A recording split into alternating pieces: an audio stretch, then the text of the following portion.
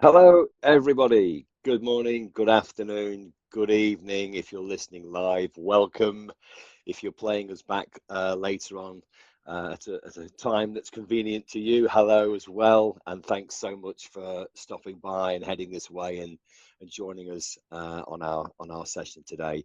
It's my great pleasure to be asked to help to coordinate and co-host this session today. This is the final session in our series of five, all different but related topics, all focusing on our great topic, which has been the Integrated Leadership Series based on the Women in Siam, and all stemmed from International Women's Day earlier this year. The final session is an opportunity to allow us to grill and to question one of our incredible Siam community members and overall industry-wide thought leader, Michelle Major Goldsmith. She's very kindly spared some time today. She can reflect back on the series and add loads of her own personal thoughts and experiences, which is great, and it's great to have Michelle here. So Helen and I will be asking Michelle some questions. I will watch out for questions within the side chat and the sidebar, and we will of course make every effort to fit those questions in. So do please feel free to contribute, to react, and to drop your thoughts, comments, and questions in there. If we can't get all the questions answered today, we will of course take them away, share them with the speakers, and we will get back to you and post those later. We'll share a QR and a link at the end of the session so you can see that. And without any further ado, I'd like to introduce our co-host today, Helen Nunn, who's another Siam and service management legend. And she's been instrumental, actually, in playing a part in structuring and building the content for this Women in Siam series. It was actually her idea to run this. So, Helen, welcome. And let me get the ball rolling today, and let me kind of dive in with the first question for you. This was all of your idea. What a great idea it was. When did you first get the idea for the series? And overall, do you think it kind of achieved what it was that you were hoping that you imagined it would be when you thought about this a few months ago? So I talked with Claire and Steph about something related to women in Siam for a while, but not managed to shape much in detail. So International Women's Day was on the horizon, and I thought it was a good opportunity. So back in January, I was going through LinkedIn and I spotted some really good posts from Michaela, Sophie, and Karen that really resonated, not only with me, but me thinking around women in Siam as well. So I started thinking about what events could showcase these women and others in the community and have some conversations we don't normally have. And of course, it was a no brainer for Michelle to host it. Absolutely. So, was it what I hoped for? Yeah, definitely. It was more than what I'd imagined it could be. And I'm so grateful for everybody that's taken part in the series and the support from the community also for making it a success. It's fantastic, fantastic, Helen. And I believe you're going to be getting us started with the questions for Michelle this morning as well. So Yeah. So, Michelle, you've hosted 4 sessions, held the space for some genuinely honest conversations. What's it like to be on the other side of the microphone? Eek. Genuinely uncomfortable, and I think I've said this before. So when we have sessions in the community generally, I'm always the one that says, "Oh, I'll host it," because hosting's easier in some ways because you're in control of the questions. You decide when to push, you decide when to let someone else breathe. But being interviewed really is about trusting somebody else to hold the space for you.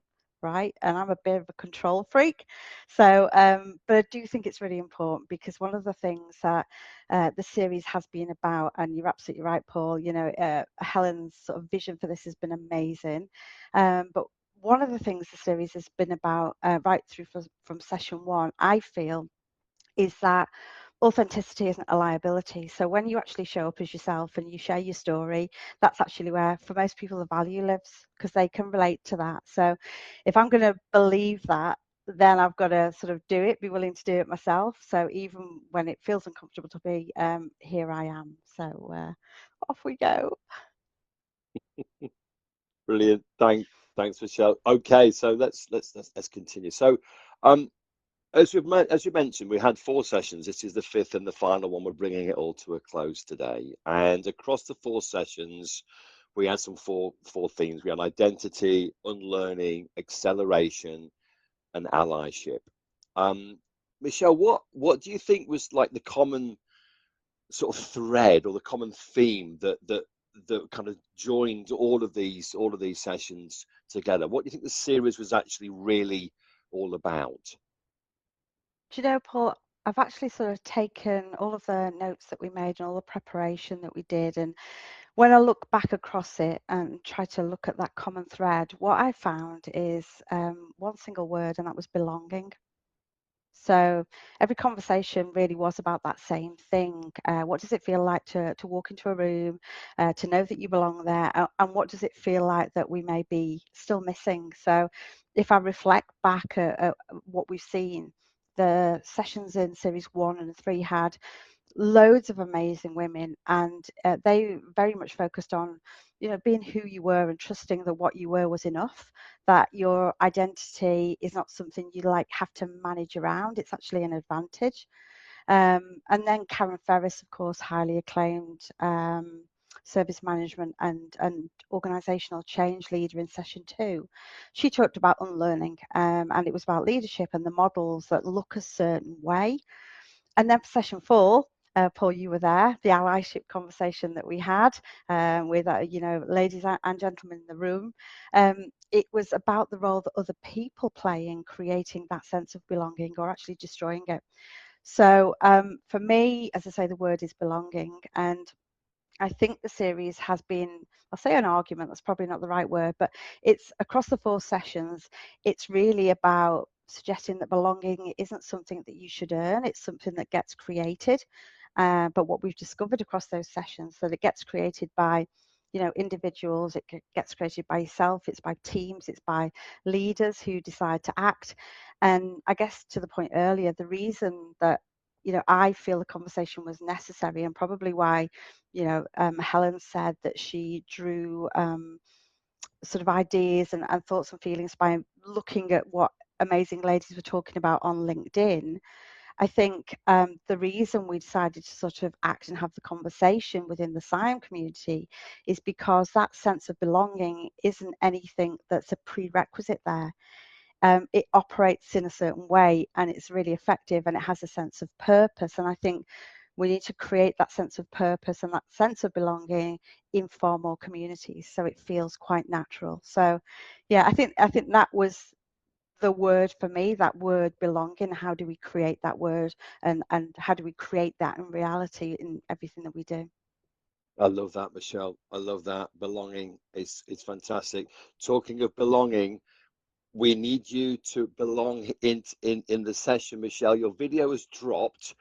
If you Right. would kindly like to rejoin, are being told, and what I'll do in the meantime, Helen, in terms of, I'm just going to swing that question back to you, if you don't mind, while we get Michelle just to rejoin us. Helen, because I mean, certainly for me, the whole belonging thing was great. I loved the fact that everything is kind of tied into that, and I think it also highlights, you know, belonging also highlights the opposite side of that, when you don't belong and you feel you feel isolated maybe, and you feel that you're outside of a situation or outside of a group or outside of a you know, a scenario that you want to be in. It really helps to understand if you do feel that way and how you can then come into the fold and belong. Helen, just what were your thoughts? What do you feel was kind of common across these sessions? Do you have a thought on what you thought that might look like? So I thought absolutely belonging was a good theme across it, but also, like I say, it was having those common conversations, the chance to discuss things and air our views, and all of the sessions for me genuinely made me want to have more of conversations afterwards, that it left me wanting more. So I'm hoping after these sessions complete that the conversations carry on, that people continue to want to belong to the community, but also have some real conversations around how they can fit in their careers more, how we can support them as well and mentor them. Because myself and quite a few others in the community are coming to the end of our careers. So we've learnt the lessons, we've had the hard knocks. So I'm more than happy, and I'm sure some of the others within the community, to have these conversations and bring people along and share our experiences. And I Yeah, hope the theme throughout this has been, belonging and support. I think that's really important that we leave these sessions with that sort of knowledge and theme throughout. definitely. Yeah, definitely, Helen. I totally agree, and I think it's something that we as we get to the end of this session, we'll just sort of reiterate those messages about our community being a place where you can feel included and make connections and share thoughts and ideas. So that's great. That's all good. So look, the next question was around. Um, in session two, Helen, I'm going to direct the question to yourself. Within session two, Karen Ferris we're talking about unlearning and letting go of existing models of leadership that have kind of got us so far, or got women so far, but they won't get us to where we need to go. Was the comment and the phrase that we were used. So, I'm just thinking about that. What are your thoughts? You've mentioned about getting maybe towards the end of a career. What do you think needs to happen and change to get us where we need to go further, Helen? Have you got any thoughts around that? So Karen said in her session, like the hardest part is unlearning and letting go and building your identity again. So for me personally, because I've spent years performing a version of leadership, I've observed others, mostly men, and wondered why I couldn't, fit. So it's genuinely like unlearning and looking where you need to go next. It's not always staying with, your existing self, but building on that, I think. Hopefully that's answered the question, Paul. Yeah, yeah, no, it's good. And Michelle, hello, welcome back, Michelle. And directing that same question at you then about the getting so far and moving on and getting us where we need to be. Is there something from that conversation that kind of stayed with you? From the Karen Ferris conversation. Yes, absolutely. Is that Session two. the one Yeah, I was missing? Yeah, Yeah. yeah, that was phenomenal, wasn't it? Because Mm, Karen's such an accomplished speaker, of course, and she had so much to say. I think some of the analogies she used and so on were really amazing. And I think what was incredible was that she brought in that concept around leadership, the fact that leadership and the way people lead has changed, and I think that was very much reflected in the fact that we all have to learn different styles in our complex environment. So it wasn't just about women. So yeah, I think that was there was a really great conversation, of course, as you would anticipate, with Karen. yeah, absolutely. Absolutely. Good. So moving on, right. So as we move on through the series, we get to session four, Michelle, and session four was the allyship session, and it was the session that I had the privilege of being a member of the panel and was sort of sharing some of my thoughts as well. And the session made a really good, strong argument that allyship is a verb, something that you do and not something that you are. And you're someone that tries to live that. What for you? What did that particular session add, to your own thinking? As you say, that was a great one. There was lots of really good sort of buzzwords, phrases, and so on. Paul, I think you were fundamental, or sort of largely a contributor to some of those things that came out of there. So that allyship is a verb. I think was really a great thing to say, and I'm pretty sure you said it, but for me it sort of meant, look, it's not a framework, it's not a checklist per se. it's a decision, isn't it? It's a repeated, deliberate, sometimes uncomfortable decision to act.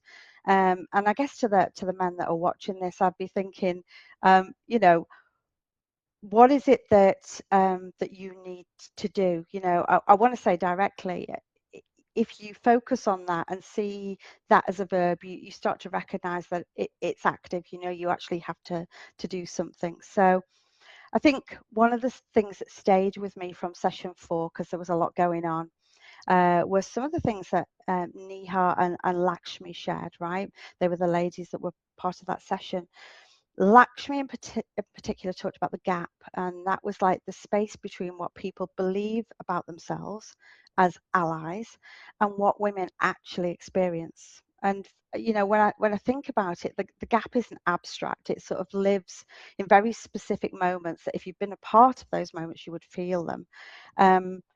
I've recognised it, and it was sort of talked about from a science point of view. I guess I've recognised it in governance forums, in bid teams, in promotion conversations, and this is what Lakshmi was saying. You know, who gets seen, who gets heard, and who gets overlooked. And then Neha really reaffirmed this, because it was very much about you know, the moment that it's sort of, I guess it's sort of named, and you can see it, who gets heard in a cab, who presents to the client, who gets the developmental opportunities, who gets passed by quietly. And I think Neha really talked about embedding allyship into sort of team norms, right? So it's about tracking who gets those opportunities, not just as a nice idea, but as like active, intentional practice that people know and recognize and can see, and it gives them that feeling of opportunity per se. So I like that idea. One thing I would say is, like, good intentions are not nothing, but they're not allyship. And allyship is very much about, at the moment, speaking up when it costs you something. As an ally, it can cost you something, right? So it would have been easier maybe to say nothing and sort of get back onto the agenda. And I really want to say something about, you know, a personal reflection about the men in my own life, and there's you know, the plenty of them across the perspective, because they're the reason in my bones that I know that allyship isn't theoretical. It's, you know, makes me emotional. My husband, my brother, my dad, none of them ever use those words, but I knew it. You know, I could see it. Sorry, I need to get myself back on track. I think, if I think about my husband, right, years ago, he reorganized his whole life so that he could do what he needed, so I could do what I needed to do. He was a stay-at-home dad long before it was like a thing. I went back to work a week after having my daughter, and because that was required, he just stepped up, you know. And my brother, he's always been there, steady, quietly backing me. And my dad, very traditional in so many ways, a man of his generation. He found it genuinely hard to understand why I was the main breadwinner and my husband wasn't. But he showed up anyway, like in his own terms, and sort of backed it. So none of those men had a framework. None of them attended a clever workshop. They just made choices. And that made it possible for me to lead. So emotional stuff, but that's what allyship looks like for me, you know, in reality. Wow, Michelle, that's really Yeah, powerful. wow. Thank Yeah, you for sharing that. That's really powerful stuff. And yeah. I just, that is, Helen, have you got any thoughts, anything to add to that? I can't follow that, Paul, honestly. I Oh, you can't. can. No, I can't. Oh, Honestly, that's so great, Michelle. yeah, Thank you. it is. And I love that. I love that it's a tiny thing you mentioned about there's no clever workshops or, you know, everything's like, you Yeah, know, sort of formalized and put into like an academic frame. They were just decent, I'm going to say decent men who understood what it meant to support and be an ally. So yeah. That's great, Michelle. That's really lovely. And thanks so much for sharing.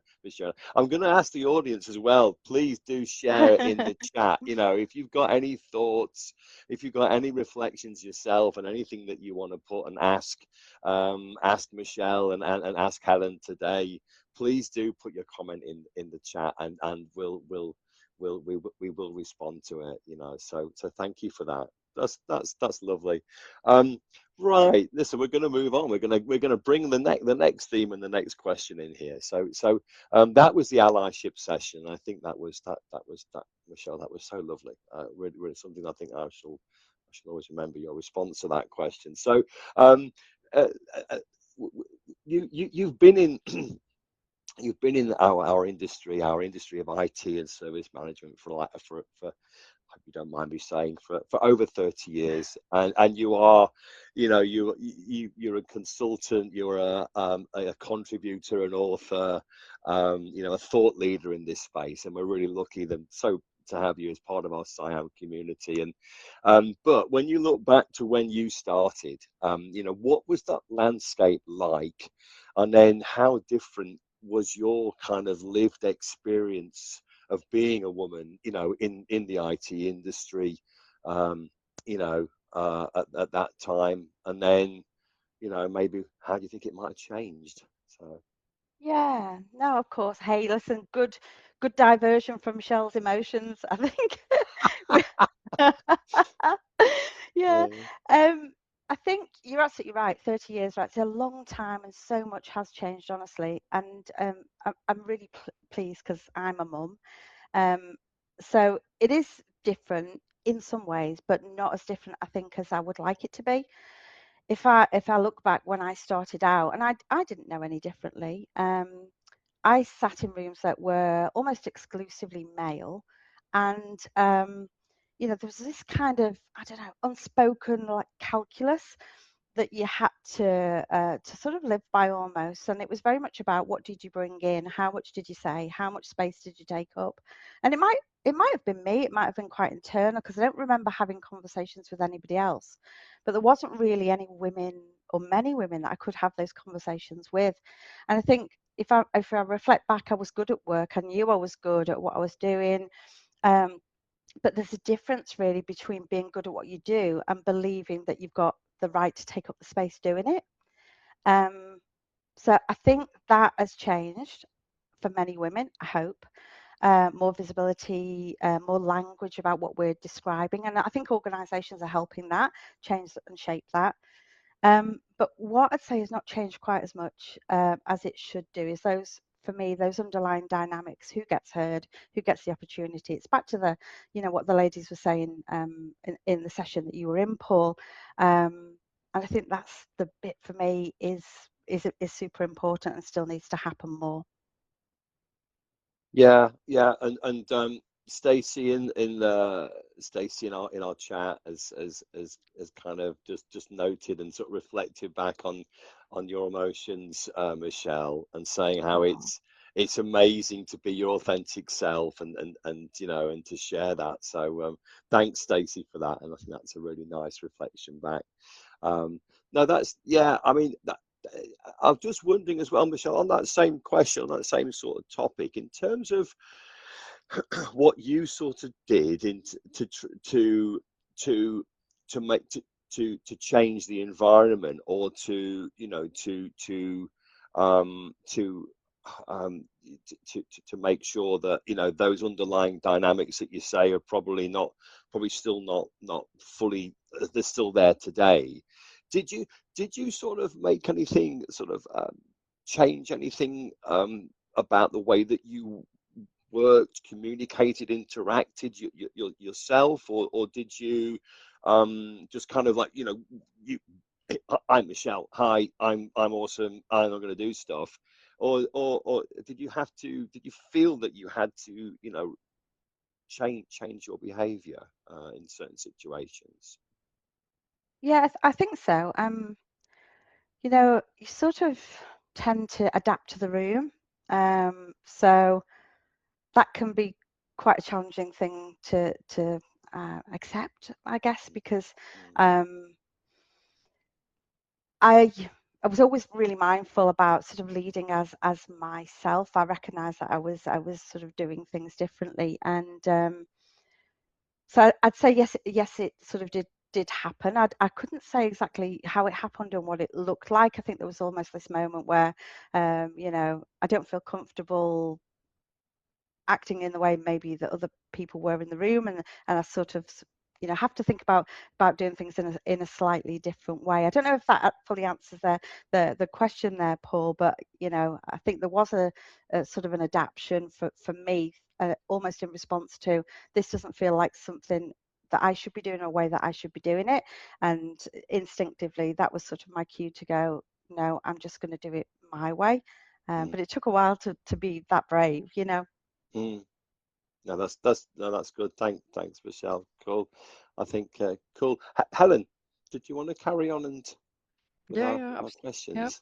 Yeah. Okay. So, Michelle, you've talked about a time when you've held back in rooms and not speaking up, so you didn't have the right answer.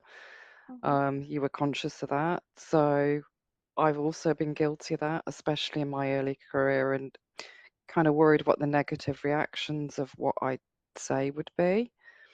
For you, where did this come from? Was there any particular, you know, area or reason this sparked it off, or was there some underlying, you know, I don't know, unspoken rule within the room? I mean, from when I started, it was there was, like you say, like 99% of the people in the room were male. Yeah.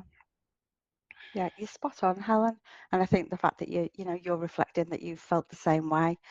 I think when I try to consider where that sort of came from, being that feeling of being held back, I'd say it was much earlier than you know, that work experience. I think it came from being much younger. You know, when I remember when I was young, a teacher told my mum that I wasn't very clever. I wasn't supposed to hear that, but did. And that sentence really shaped, I guess, who I thought I was, and who I thought I had the potential to be, you know, what I was capable of. And I guess in my mind, I started to set a ceiling of what I was even allowed to attempt. Like, you know, not even allowing myself to sort of do everything I could do. And I think if I look at sort of what happened to me, I failed my O levels. So I'm from the UK, so you know, the older ones amongst us will recognise what that is. It's your sort of high school qualifications, and I failed them. I think not because I wasn't capable, beg your pardon, but I think I'd already decided deep down that I couldn't do it. I also have something called dyscalculia, which is where I mix up letters and numbers in ways that make things even harder. And I guess when you carry the belief that you're not clever, something like that begins like to be a confirmation, I guess, rather than it becomes something you believe. And that did change for me, oh, massively. So I had to redo a year at a new sixth form to retake my O levels so that I could do my A levels, go to university. And what I found there, completely unexpectedly, was a brilliant sort of mixed group of really great people. And I think that's when my confidence grew. So the holding back, it was before going to work, you know, it happened before that. And as my confidence sort of grew in that sixth form college with that friendship group, I started to feel that sense of belonging. So I knew what that felt like under different conditions. And so I feel like in some ways I did carry that into my career. I wasn't as bold as I could be, but I knew what it looked like, which meant I knew what it was like when it wasn't there. So you know, I think that really is what it all is all about. So you can feel, I guess, in a work environment, and Helen, I don't know if you felt the same way, that you're really mindful of getting something wrong, because I did for the men. It seemed like they would say something and they might get it wrong, but it sort of didn't matter. It was almost like they were testing every response to doing things at work in the room, and I never felt like I could do that. And so I felt that I started to edit myself a little bit. I really, yeah, and I noticed myself doing it. So it, that editing is almost like you only speak when you're certain, which means that you speak less by definition. And when you speak less, you're less visible and you have less influence, and that whole cycle continues. And what I know now, and wish I had known earlier in a work context, is that I guess it's almost like the men around me were waiting for that, weren't waiting, beg your pardon, for that certainty, that feeling of certainty. They were really just doing and being themselves. And there was other things, and I don't know if you had the same situation, Helen, the stuff that happened to you. So, for example, I call it the invisible labour, where people had an expectation that because you were the woman, you were going to do the leaving cards and organise the buffet at lunchtime, long before you had catering companies and other staff doing these kind of things. But it became part of an expectation that I would do those things. And it wasn't because, I don't know. I guess people just sort of instantly asked me because I was the woman, and I did it, and I didn't recognise at the time maybe that I shouldn't have done. I didn't want to be difficult, So I don't know. It's a bit of a strange situation that you find yourself in, where you just know you're acting differently, and I think the cost of that over time is real, right? Because it's your energy, and it's that quiet signal to everybody else in the room that you are being treated differently, and you're almost accepting it. But one thing I would say and have learned is that you don't have to earn your place at the table by serving at the table. Like your place is earned already, and you absolutely should be there. So yeah, just some thoughts around that early sort of workplace learning. Yeah, that's great. That's really That's great, really Michelle. good. Yeah. Yeah, Helen, yeah, have you got absolutely. anything you want to add to that? Yeah, I mean, I spoke to Steph back in December around some similar things, Michelle, Yeah. and weirdly, why I'm maybe at a certain point in my career is, when I was in a council meeting, I voiced, my opinion, quite weirdly at that point because I had, felt the meeting wasn't going in the right direction. I'd got a comment, and this was in a councillor meeting, and I got taken aside afterwards, but it was positive because I'd spoken up.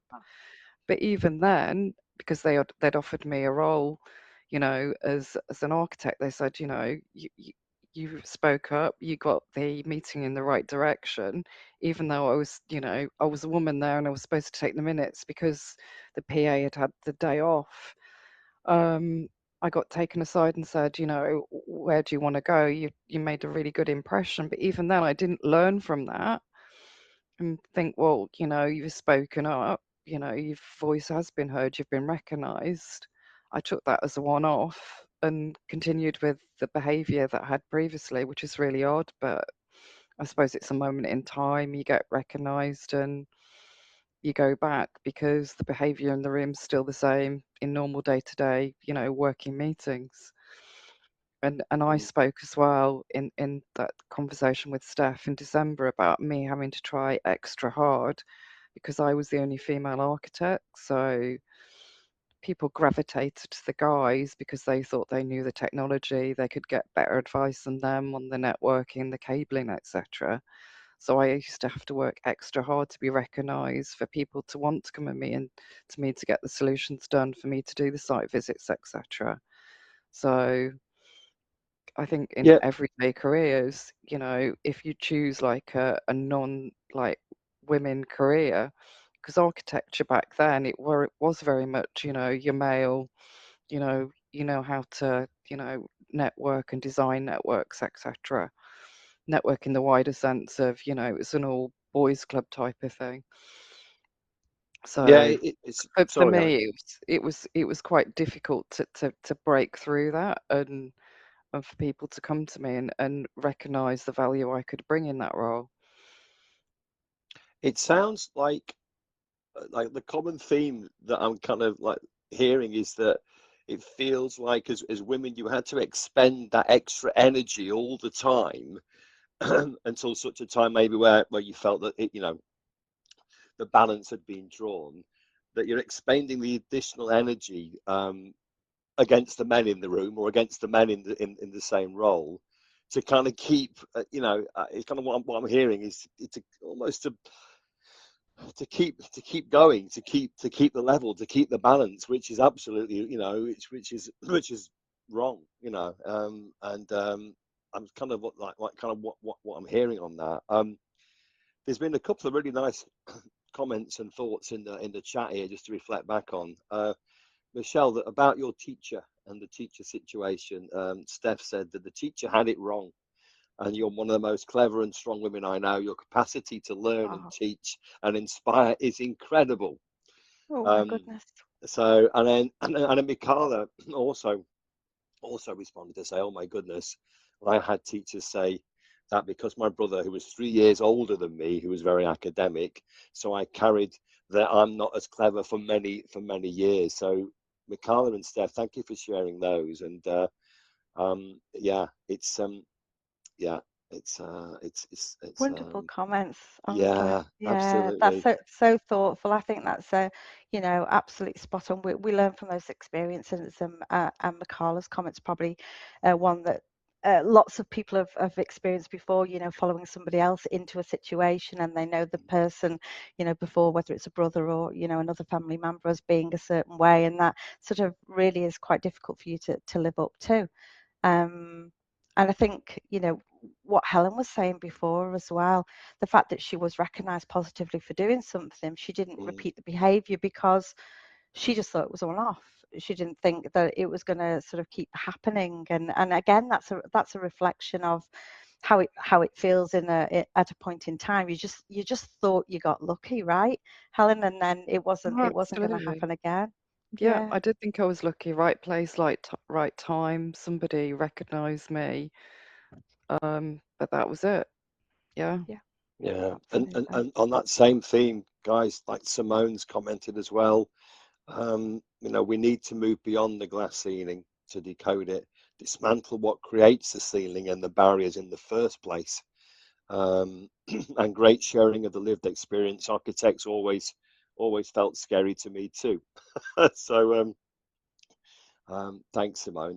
That's yeah, absolutely. It's a great comment, and it's a great thought actually about almost deconstructing what the ceiling ever was in the first place and understanding what it was that made the barriers. But that's great.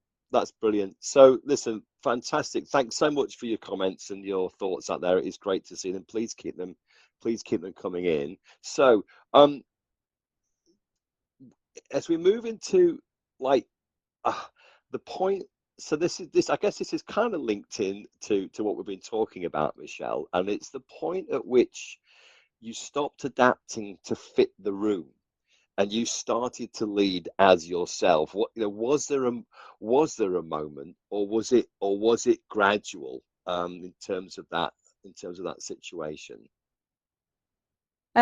Yeah, I mean, I've got an answer for that, Paul. I just wanted to reflect back on. There's some amazing women out there putting some commentary, and I love them all. It's so good. So as you say, keep it coming. Yes, adapting to fit the room. I think absolutely was the case. Was there a moment? Was it gradual? I'd say it was gradual, but then sudden, right? So there was a slow burn, and then I was like, whoa, hold on a minute. I think the gradual part was accumulating enough experience myself through evidence and confidence in my own judgment that I stopped needing external permission to have a view. The sudden part was that sort of moment when I realised that the version of myself that I had been presenting, I've been managing and editing, and I've talked about that before. And we've just mentioned it, Paul, you reflected all this extra stuff. It must be exhausting. It was exhausting. And the version that I was holding back was actually the more useful version of me, I felt.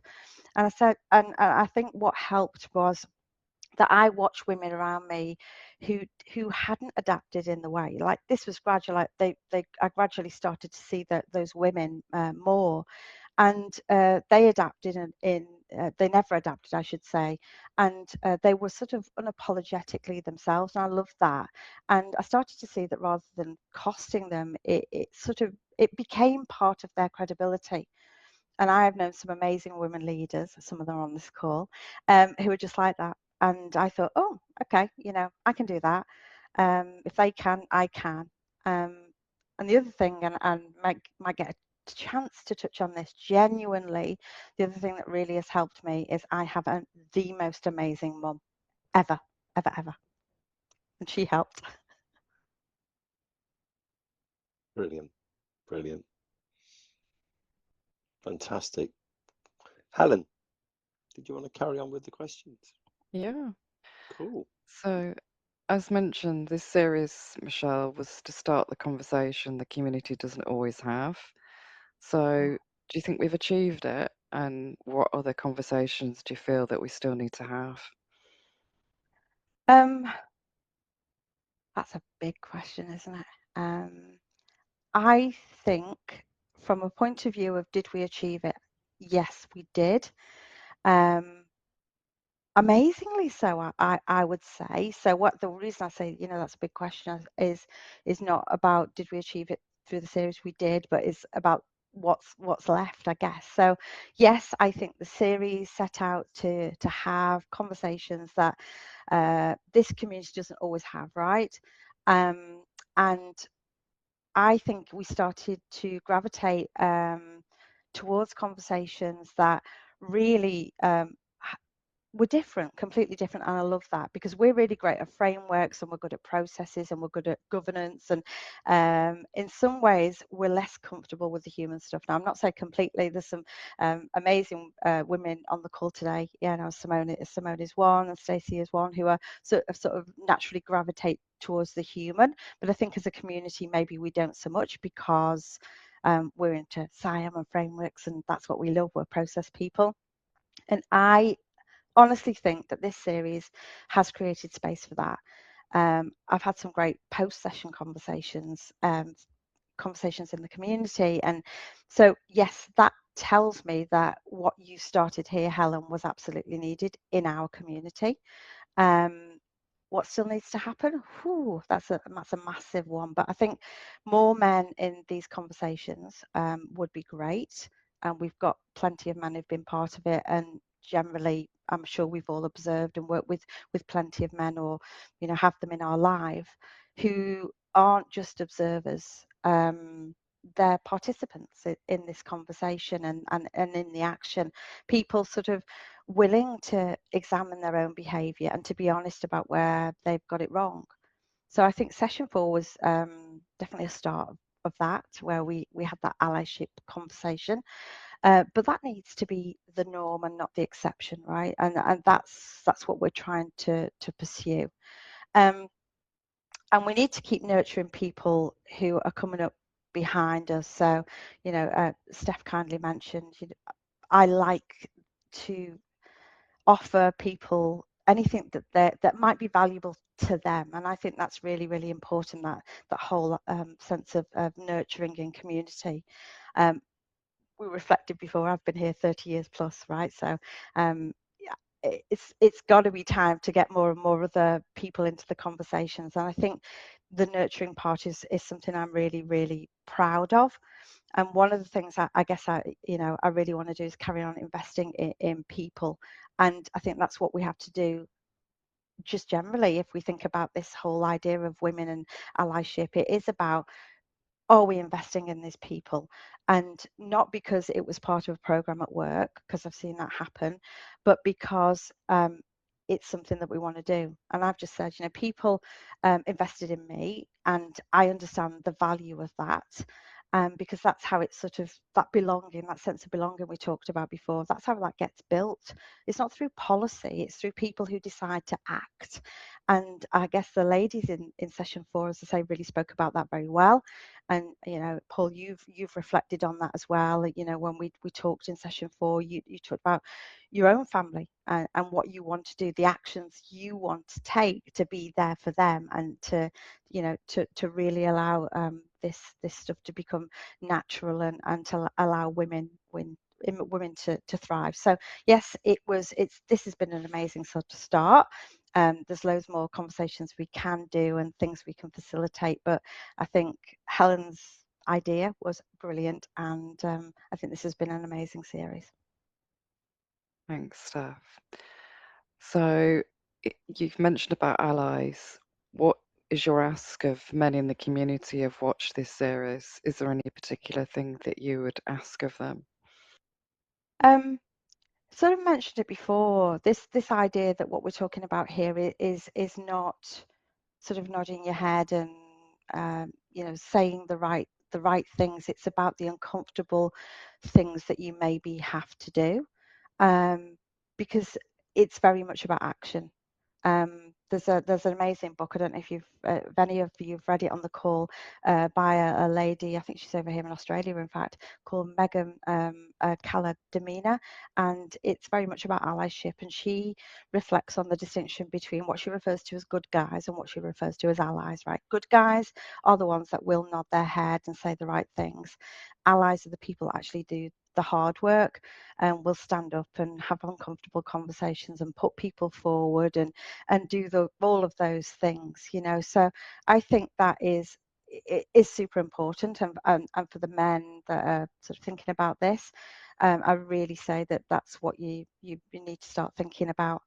There's some other stuff, Helen, I'd like to add, if that's okay, not just about sort of men and that call to action for men, but really a sort of a reflection on life. And I talked about it before.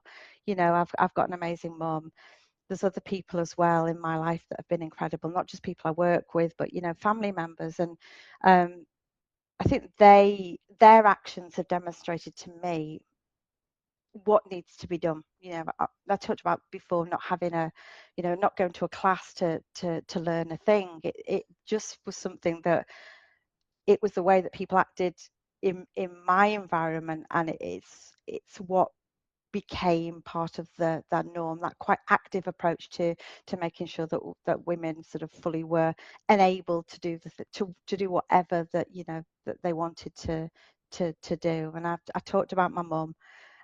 She was a single parent. She worked at really high leadership role at a time when she was well before me, right? So she really had to navigate all kinds of spaces, and she was never labeled like a trailblazer. She got on with it, and I think that's that grace and grit. So I think we just sort of take some comfort that from learning about appearing in a certain way.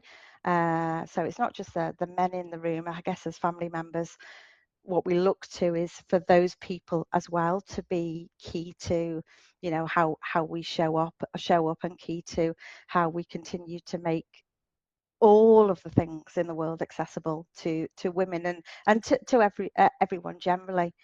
And I think I'd like to think that I've played my role in that. So I've taken what my mum taught me, and I think I've sort of taken it. I hope I've taken it to my daughter. She's incredible. She's in her mid-20s. She's an accomplished GRC consultant, and she's working in that cybersecurity industry, which is incredibly male-dominated. Even more so than I guess where we are in our service management and service integration. And she leads with like a confidence and clarity that like blows my mind, and I think, oh, I wonder if I contributed to that. So we're talking about what can men do, but I'm saying I think we all play a role, and I think that's super important. I talked about my dad before as well, being quite traditional. I said he found it hard that I was there and my husband was at home doing what he thought were sort of things that women should be doing. But again, he just got on with it, and he allowed me the space to be who I wanted to be. And we talked about allyship. Love is also a verb, right? So you go, oh my gosh, those people think I'm amazing. They want to enable me, and that was so influential. I'm sure people on this call. I'm sure you, Paul and Helen, have had similar sort of support in that sort of advocacy allyship role. So gone past your question really, Helen, but I hope that sort of makes sense. The call to action for men is absolutely do the thing, support something, enable something, make it happen, because I think that's just an incredible starting point and something that we have to just see so much more of, really. No, that's brilliant. So before the final question for Michelle, Paul, what are your key takeaways from this series? Goodness me. I think I really love the I'm going to steal Michelle's theme as one of them, which is the common thread of belonging. I think is really powerful, and I that really resonates, and because it's kind of like it was a view that I guess didn't really come to my mind, as quickly as others. But certainly that common thread of the belonging, and the belonging piece is multifaceted, isn't it? It's kind of women belonging together as women. It's women and men belonging together as women and men. It's belonging in your own sort of family environment, belonging in a work environment. There's different ways of belonging, and but it's common to everything. And I think exposing when you don't belong is really is in those sad and unfortunate times when you feel you don't belong. That's when the allyship needs to step up, the support, the mentoring, the whatever it takes. Because again, as I reflect back on my own family, I think of my two teenage daughters, and and it almost breaks my heart to think if they're in that not belonging situation or scenario, be it professionally or socially, or personally. That's the bit that I think is really key. So the belonging bit was what one of my key takeaways, Helen. Certainly that, definitely. Brilliant. Yeah. Great. So, Michelle, if you could go back and say one thing to that earlier self in the room that didn't speak up, what would it be? Oof. I'd sort of say that my voice was never the problem. The room was the problem. The dynamic was the problem. The unspoken rules about who got to speak with authority, that was the problem, and I don't think I recognised that. And the answer was never make yourself smaller to fit what the room expects. And I'd say that to anybody who's listening who maybe is still feeling like that. I wish I'd known, I wish I knew then what I know now, if you like. To trust yourself and trust what you have to say is worth saying, even if your voice shakes and you're fearful of getting something wrong, or you don't get that reinforcement from the room when you say what you want to say. I think it's really important just still to do it, and I know it's really difficult, because one of the things I would say after 30 years, and yes, that keeps paining me to say that, I'm sort of an old bird now, I shouldn't really say that, but you know what I mean. Leadership, I guess, in complex environments, what I've seen has changed massively over the last 30 years. It's not built by people who always have the right answer, and that's a good thing. It's built by people who keep showing up, who keep staying curious, who try things and get things wrong, who ask for help and come back and try again and again and again. So I think we have to acknowledge that the leadership patterns have changed for the positive, and you can make mistakes. You don't have to be perfect.